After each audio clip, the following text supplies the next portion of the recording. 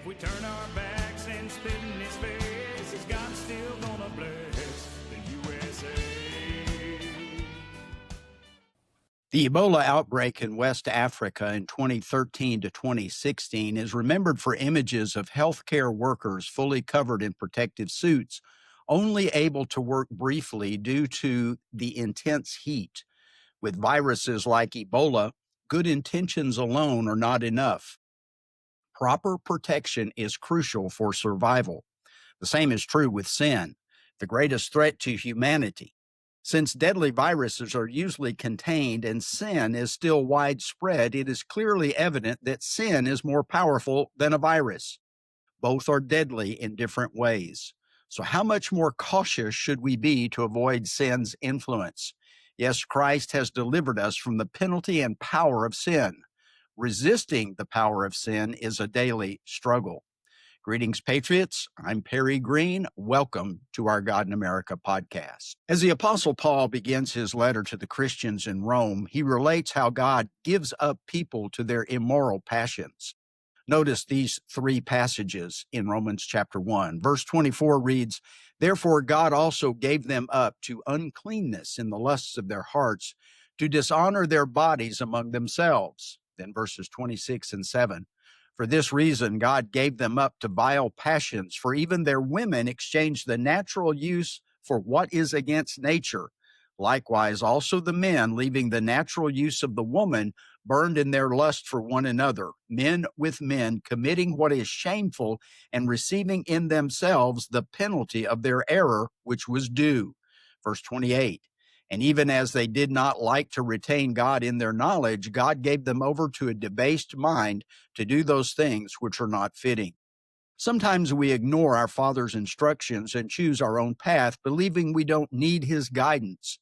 He captures our attention when we find ourselves in self-made despair. We don't always like what we're getting, and too often in our dissatisfaction, our sins grow worse. Remember how the children of Israel complained because they desired meat instead of manna on their wilderness journey?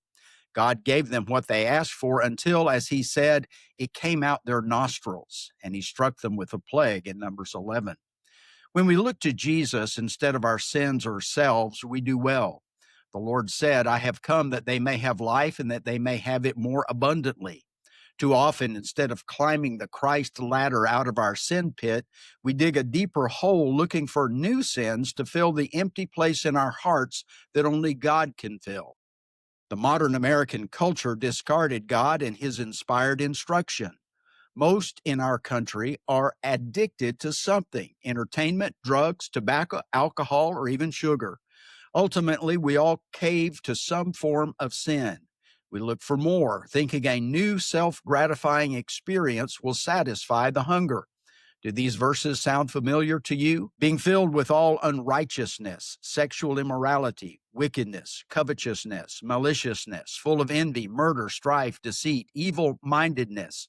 They are whisperers, backbiters, haters of God, violent, proud, boasters, inventors of evil things, disobedient to parents, undiscerning, untrustworthy, unloving, unforgiving, unmerciful, who, knowing the righteous judgment of God, that those who practice such things are deserving of death, not only do the same, but also approve of those who practice them.